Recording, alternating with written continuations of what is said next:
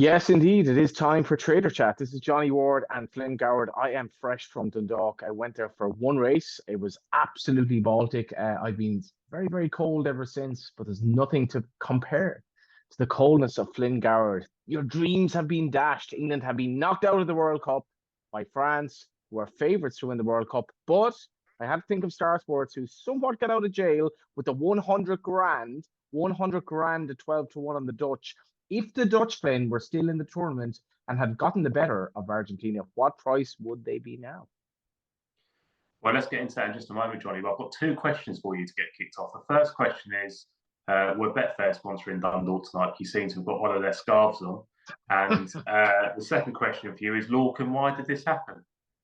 Why did this happen? Why did this happen? And I meant, so I just got the news that the meeting was called off. It's like, Lorcan, why did this happen? Why did the abandonment happen? Because, I'd heard that there was like fog in the goggles and so on.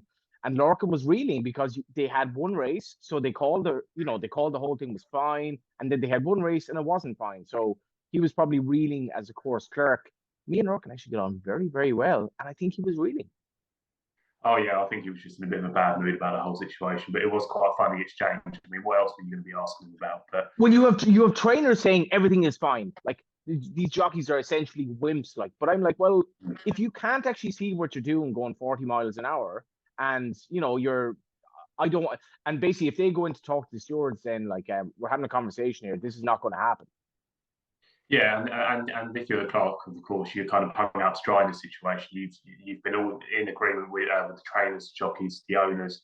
They've all been out there and they've decided that it's safe to go out. And then he's the one that's got to speak to you and explain to the world why Dundalk's called off after one race. But I did think it was very amusing that he said, "Why did this happen?" He said, well, "Why did what happen?" The mad thing is, like, we get on so well. I couldn't get over his reaction. And he did say to me, and I'm an angry man. I'm an angry man, and it is what it is. But I think he was like somewhat under pressure, and it was cold.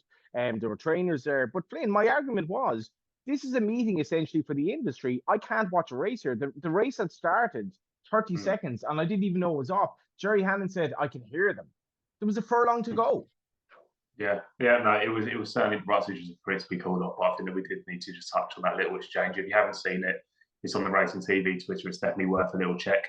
What was your first question, Johnny? It was about Netherlands, wasn't it? And Netherlands going out. So Star Sports laid 100 grand at 12 to 1 on the Netherlands. And as Flynn pointed out, subsequent to the groups, they were still available at 12 to 1 because Brazil were in. And I mean, if you're going to engage in whataboutery here, like what if Brazil didn't completely screw up a winning position? And how did Argentina overcome the debacle of losing the 2-goal lead and still winning on penalties in one of the greatest grudge matches, as it turned out, in World Cup history? Yeah, we've just had some absolutely astonishing games, haven't we, this World Cup? We've actually paid out on Too Good a couple of times, especially in recent games. So if you managed to get hold of that offer, then well done. Argentina, for example. Well, yeah, exactly. So you would have been paid up to either 200 quid of stake or up to £1,000 worth of payout where the hits first. So a good offer to be getting involved with the World Cup, and that's obviously going all the way to the final. So do check that out. Just in terms of the book, we've obviously spoken about this for a while. The Netherlands have been our only loser in the book, and obviously that is still the case. England have actually come in as our worst winner, which is obviously fine now because England's gone out. Not fine for me, fantastic for Johnny, and probably some of the viewers. But it's not fantastic for me. I had mixed views. I watched it in a bar. I'd actually backed France draw no bet, but I was somewhat ambivalent on it. And there wasn't a huge share when France scored. There wasn't like a huge share when England scored. Our relationship with England is, I think, slightly nuanced now because this was not a dislikable side. And I still can't figure out how did Harry Kane just balloon a penalty over when he's one of the greatest technicians in the game. Yeah, I think that, I mean, social media in terms of Irish perception on English on the national team, I think it's been marred. I think there's one guy on Twitter called Paddy something or other, and it's kind of gone viral.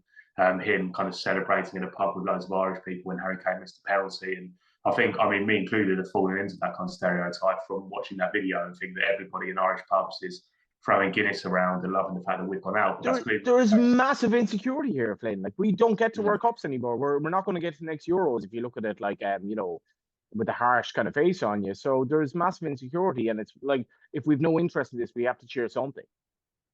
Yeah, no, fair enough. But hopefully people are mature enough, like you were in the pub, even though you bet France draw no bet, to gracefully enjoy France going through. But look, it was a very, very tough night for England. But just going back to the book, they were the worst winner in the book for us, England, and they actually got even worse. So they were losing for a certain amount, and we just kept laying them. Obviously, as they go further on into the tournament, we had the most bets on England. That's very unsurprising. We had the next most bets on Brazil, then Portugal, then France. As we stand, how many we've got here? We've got 1, 2, 3, 4, 5. We've got 5 teams until we get to the next kind of winner in the book. So look, we've had a fantastic anti-post book with the World Cup. We'll be very happy now. So if even France, what sort of money are we talking here? What sort of money is Star Sports going to win out of this?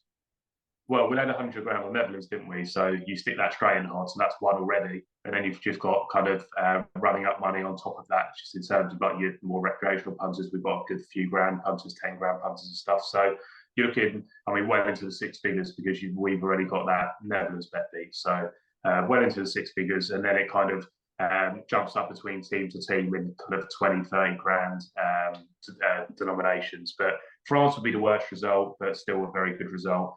Then Argentina, then Croatia, and then obviously Morocco. Morocco, not quite Skinner, but nearly a Skinner in terms of the anti-post book. So that's where we're at in terms of World Cup. Let me just get you some outright betting. Firstly, on the games, Argentina, Croatia, 17 to 20 Argentina, 12 to 5 to draw, and then 7 to 2 Croatia. Then France, 2-1 to beat Morocco, 14 to 5 to draw, and 6 to 1 Morocco. Morocco littered with injuries and suspensions, aren't they? So it'd be interesting to see how they come out. In terms of the outright for the whole World Cup, France 11 to 10, Argentina 13 to 8, Croatia 15 to 2, Morocco 10 to 1. We've got to reach the final market, name the finalists, the straight forecast. We've still got the golden ball winner, which is actually a decent betting heat, to be honest, because Mbappe's 11 to 10, but then Messi 6 to 5. Then you're 18 to 1 bar with Modric there, so that's still a decent market to get involved in. The Golden Glove, I mean, it's the Croatia keeper that just keeps saving absolutely everything. I mean, he's favourite, Dominic Livakovic, he's 6 to 4. Then you've got the Moroccan keeper in there at 15 to 8, and then you're 3 to 1 bar. So still plenty of markets to be getting involved in the World Cup, even though we are nearing the end. Now England are out, it has lost its kind of touch for me. It was very, very difficult on Saturday night. What happened? I don't think I've been up for a game like that for ages. And that Why did this happen? Why did this happen? Why were England knocked out again? It's just in moments, I think. I mean, if you look back at the previous tournaments, again, we spoke about last week that kind of, if you're looking at it as a racehorse's form, I feel that we were kind of primed for this. But I still think becoming a Archibald.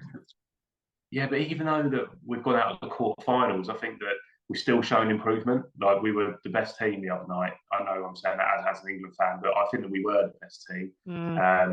I thought the ref had some questionable decisions, which could have led to them not having a goal, us maybe having another penalty. But I still think that if you go back to us playing Italy in the final of the Euros, we weren't the best team in that game. We were hanging on late on and in extra time. If you go back to the World Cup a couple of years before that, we were playing teams that were inferior to us. We got knocked out by Croatia. Whereas now we're in the quarter-final, we're beating teams that we should beat comfortably. I know you say you can argue we should beat them, but would be in the situation wasn't the worst result for us. But we're now and we're fighting our own, and I thought we were the best team the other night. So I still think we've shown improvement. If you look at the age of the players that played for us the other night against France, the really good players are still in that kind of 21 to 23 bracket. So if you look at what age they're going to be when we come to the next World Cup, they'll be 25, 26. They'll be in their prime. Like Saka's 21, Jude Bellingham's 19. There's so many young players in that squad. It will be Harry Kane's last World Cup, but there's so many young players that can hopefully be in their peak around that time. And it's just difficult when you know that you've got to wait another 4 years to get another chance, and you can lose a game in those kind of finer details. Ben Keith is a little bit nervous when, like, the Dutch come back from 2-0 down to, you know, Weghorst is a player that I saw playing against Dundalk a few years ago. He's now on loan for Burnley in Turkey. And I have to say, I did love the fact that they basically lumped the ball forward for the last 10 minutes. Spain, like, tried to pass their way to death against Morocco. It didn't work. And sometimes you can actually win by just playing, like, slightly agricultural football. But the nuanced tactic of playing that little pass to the biggest man in the box in the 11th minute of injury time. It was amazing. And Ben Keith must be worried. I don't think he even would have known what was happening. He knew that Netherlands were playing because he dropped a message to me earlier on that day. And I think I'd explained to him what game was on tonight and what the liabilities were. But I don't think he'd even realised until we messaged him saying that the bet was beat. So, I mean, you've seen him. If you have, I'm sure that a lot of people have seen him, all the videos of him at Royal Ascot saying, which one's the loser. I remember famously, I think we laid Magical at Ascot. And he said, how long's left? How long's left? And I said, they're just coming round Swindley Bottom. And then he's like, what does that mean? So that just gives you an idea of the kind of insight to kind of sports. He loves his cricket and all that type of stuff. But in terms of football and racing, he probably wouldn't be sitting at home watching it. So I'm not too sure whether he was kind of sweating about it. If he knew about it, I'm sure he would have been. But if he didn't know about it, I'm sure he was having a nice dinner somewhere. What's the turnover been like? Turnover's been very, very good. Been very happy with this World Cup. I mean, the positioning of it was a little bit different, obviously being in the winter time as opposed to the summer. But we feel like we've not really lost out because we've not lost anything because we're just going to get a really condensed Premier League season when we come back, and we've had a condensed Premier League season and Champions League and Europa League up until now. So as a bookmaker, turnover's been great. We're really happy with all of the kind of markets that we've laid decent bets in. I mean, obviously, with the outright market that we've had, we're obviously delighted with that. We've pushed a lot of specials, which is something a little bit different for us as well. We've been doing a couple of very decent specials a day, sometimes even over kind of exchange price, and we've seen some good business on those, not all just from accounts that are trying to kind of take advantage of the price. There's some kind of genuine recreational business coming through as well. So it's been good to see the different types of accounts playing, as well as the amount of kind of turnover and number of bets we've been doing. Been happy with it. How do you call it? I think Argentina are going to do it. I don't think much of France. I'm not going to lie. I thought they were very rash the other night. I thought that they let us control the game. Not that I think a huge amount of Argentina, to be fair, but Argentina and France, to be fair, in the shape of Mbappe. But I think it's just written in the stars for Lionel. It is written in the stars. You can't like spunk a 2-0 lead away and then somehow come through on penalties. It's impossible for it not to be written in the stars. I fancy France. I just think on the break it's very, very hard to do the map in the belly. Giroud is good. So I'd be obviously they're favourites. They'll probably beat Morocco. And the strange thing is about the price that you mentioned to beat Morocco. I thought Portugal were great bet against Morocco. I backed them -1 the Asian handicap, thinking if they score 1, they'll score 2 or 3. The same with Spain. They didn't score. They'd like one shot on target. So I don't know. And my heart kind of wants Messi or Morocco, but my head says France. Shall we move on to racing? Yeah, France were big at 2-1, didn't they, in 90 minutes? Yes, absolutely. And I don't know. I still think they went 90 minutes the other night.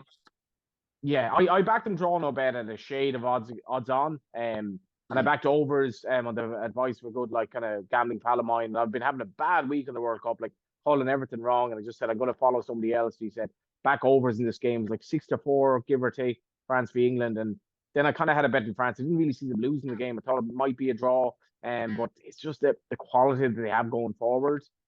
I just think that it'd be very hard. I don't trust this Argentinian defense at all to beat them if they get that far. And Croatia, of course, we haven't mentioned, who are utterly phenomenal. Oh yeah, they're having a fantastic tournament. They just seem to come alive in these big tournaments, don't they? And Modric has been fantastic. He's obviously a runner for Golden Ball, even though he's 18-1. He's still a runner in there. And you'd think if they turn over Argentina, he'll be much, much shorter. So yeah, the fantastic performance for Morocco to get here. They're beating some very good teams to get here, being Spain, being Portugal, knocking out some very, very big runners. So they deserve their place. I just hope that their kind of injury list isn't too bad. I know it doesn't look great, but I hope they get some players back and they're able to field a decent team come a few days' time and then give a good showing for themselves. I mean, if Morocco get it done, then it'll be a great anti-post book, and it'll be a fantastic anti-post book and a good outright book for every bookmaker, I'd imagine. A lot of people will want France and Argentina beat. We're just in that kind of lucky space where we don't really mind too much. Yeah, and we've seen like scenes of Moroccan celebrations in Palestine and all over the Middle East, which is the one thing about this, this World Cup, that it is a Middle Eastern World Cup, and they're the first African team to get to semi-finals, and the atmosphere that they brought to games, I think, has had a big bearing on the result. We saw during COVID when games were played behind closed doors, basically away advantage, home advantage was gone, and I think the Moroccan fans have been amazing. I was in Mallow on Sunday. It was absolutely Baltic as well. It was the kind of surviving meet. I guess it was the surviving jumps meet of the last few days, apart from Cheltenham on Friday. We saw some amazingly good performances. And I'm not even talking about Energumene. Henry de Brom has 2 novices as well. How did it work on the markets? Well, just talk about the performances first. I mean, Energumene didn't show anything we didn't know already, did he? He just come out and done what we expect him to do. Oh, he's good, isn't he? But I genuinely think Edwardstone could put it up to him come March. I really think he could. He's around the 3-1 mark, Edwardstone, and Energumene has obviously just solidified slightly at the head of the market, just coming out and showing us that he's still got that ability. 4-5 Energumene, 12-5 now Edwardstone. Shortened up Edwardstone slightly. I think it's 12. What are we, Blue Lord? Blue Lord. He might have actually gone out after your words about him last week. No. He's still 20-1. Still 20-1 in there. So. It's falling into his each way lap at the very least. And I was in a taxi the other day, and I texted, I said to him, like, back Blue Lord, and he goes, "Oh, I've heard that. Somebody said that to me." I was like, "You probably heard me saying this on the radio." And he goes, "Actually, yes, that's what it was." So I had a 20-minute conversation with the taxi driver. Told me that his daughter was a famous actress. At the end of the conversation, he's like, "I am going to back Blue Lord each way to win the championship." There you go. You have a free taxi for the rest of your life around Dublin. That's how the Champion Chase looks after the Hilly Way weekend. But like I said, some impressive performances elsewhere. Rather talk about some that ones at some better price as opposed to a 9-on shot. We'll talk about Impervious first of all in the Mares Novice Chase. I thought she was very good. I really liked her last year. I just backed her for the Mares Novice Hurdle before she went up against the boys last year. Was it the Royal Bond? Might not be the Royal. Oh yeah, it was the Royal Bond, the one Statuaire one, and she got beaten that, and then just never really came back last season. Did actually run 6th in the Mares Novice, so ran a decent race there, but just keeps on improving. Beat Dino Blue, which was the right horse here, jumped really well at the last. The mad thing, Flynn, you want to see that, like the action of her jumping the last 2 fences, like she left nothing to spare. Like she was literally that much over them. And I think Dino Blue went 1-20 in the run, despite the fact that she basically powered by her, and she loves jumping fences. Yeah, I mean, and that's what you'd love to see from the Mares Novice, isn't it? When they're actually just absolutely gunning for them, and you can just, that when a jockey's asking in Impervious is going to give everything that she's got, and that's what I love about her. So she's shortened right in for the Mares Chase at Cheltenham. You've got Algori Devassi that's favourite there at 7-2. Impervious is a 6-1 now. Then you're 8-1 Ellie May, and then you're 9-1 Bar. So that's how it looks for the Mares Chase after that one. And then the other one to talk about is the Stayers Novice Hurdle, and this was one of Henry de Bromhead's that you mentioned, Hidden Valley Lake. How impressive was this? This was off the charts because, like, I thought the horse, I couldn't get over the drift from the horse. Monbeg Park, he's going to be a gorgeous chaser. I really thought he was well short in the mark as much as I like him. But, like, Henry de Bromhead had just at Heart of Brazil win the first race. You're like, why is this lack of confidence? Rachel Blackmore rode a waiting race.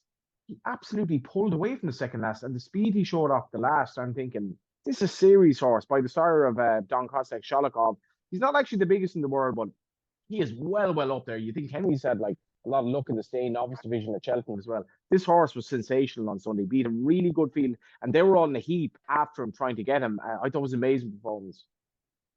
Oh, it was some engine. I think it was one of those performances that you didn't really need the clock to back it up, or if you did back it up, then great. But visually, it was just so visually impressive. Surprisingly, only it's 8-1 for the Alba Pilot. I thought that it would be slightly shorter than that. When you think that you can take American Mike at 10, I mean, I wouldn't touch American Mike with a barge pole, but I think after this conversation we're having, Johnny, I'm going to nip that into 7s, Hidden Valley Lake. I'm going to have a look at the market and see where we stand and maybe push out American Mike. Grunge Clear West is a favourite for the Alba Pilot at 5-1. But that was probably, I would say, performance of the weekend. Arctic Brazil was obviously very good in the maiden hurdle. That was 2-1 maiden hurdle. Blood Destiny, again, very good in one of the maiden hurdles as well. That was the juvenile race, and like Willie's basically saying this lad doesn't show a lot at home. He said the same thing about the filly who won the juvenile race at Ferryhouse. So if you have a Willie trained horse who's actually showing something at home in the juvenile division, what do we have here? Well, yeah, exactly. So there could still be plenty more to come. It's still very early on in the season, and a lot of these horses haven't got out as well because of the ground conditions, have they? So, I would imagine we'll still be seeing decent horses coming out well into December and well into January. Although it does seem to be flying by a little bit. Do you not think? I've just kind of said that, like well into December. It's actually, we are well into December. We had an extended summer, and now we've had like an Arctic snap, and the ground conditions at Christmas are going to be interesting. I think the cold is going to probably cease at the weekend, but it's still like complex for Leopardstown to get the ground right and to get all these horses out. And you're talking to trainers are kind of hedging their bets a little bit. We have Limerick as well over here. Obviously, we have maybe a small enough entry at Kimpton from the Irish perspective, but it will be complex in terms of ground because it's not been normal weather. Oh yeah, definitely. I mean, hopefully horses still turn up for races like the King George and the Saddles over your way because they're just very decent races. Just touching on those Christmas races, I've got the King George up here. I think we should talk about it quickly. Brakeman's Gain is your favourite here at 6-4. Long Press has been well backed after saying that this was going to be the target. Into 3-1. Tornado Flyers obviously out for the season, so he's not going to be running. Hitman's in there at 7-2. That looks short. Envoy Lens 6. Noble Yates 7. And then Protectorate is 12 and 14 bar. I just thought the Long Press here could, I think, could turn into a proper horse this year. He's not done much wrong. I know he got beat at Aintree last year after a bit of a slog at Cheltenham. It was some way carrying performance last time of 164. And even though it might not be the most ideal track in the world, I think that Long Press is probably one to go on to better things, even after the King George. But look, we've got some fantastic races over Christmas. Hopefully, we get a card this weekend at Ascot. It's obviously Long Walk Hurdle Day. So very good card at Ascot and the Howland Handicap Chase. So some good races on there. I mean, if they don't get it on the Saturday or even the Friday, then hopefully they can move it to the Sunday. I saw that Joe Chambers was tweeting about maybe doing a 10 race card on the Sunday, and hopefully racing can show that a bit of adaptability and kind of move with the weather conditions, so we can actually have some decent racing on, because we obviously lost a decent amount on Saturday. It was kind of covered a little bit by the fact that we had the football on, but we had the farce of Newcastle then being moved to ITV, then Newcastle not being on, even though it's on the weather track. So it'd be good to just get some proper Saturday racing on to support the proper Saturday football that we'll have this weekend. People slag me about like going on about climate change, but in say the last month we've had races called off because the ground is too hard, races called off because the ground is waterlogged, and racing called off because of fog, and racing called off because of snow or frost. And we have an all-weather track that can't race in -2 degrees. So I think, Bill Barber had an article about this in the Racing Post, like the shit is here in terms of racing and climate change. Oh yeah, definitely. I mean, we've spoken about a few of these things recently, haven't we? We've talked about it might be climate change, but we've spoken about hurdles being doled out and when they know that the sun's going to be down. We've spoken about race meets being called off.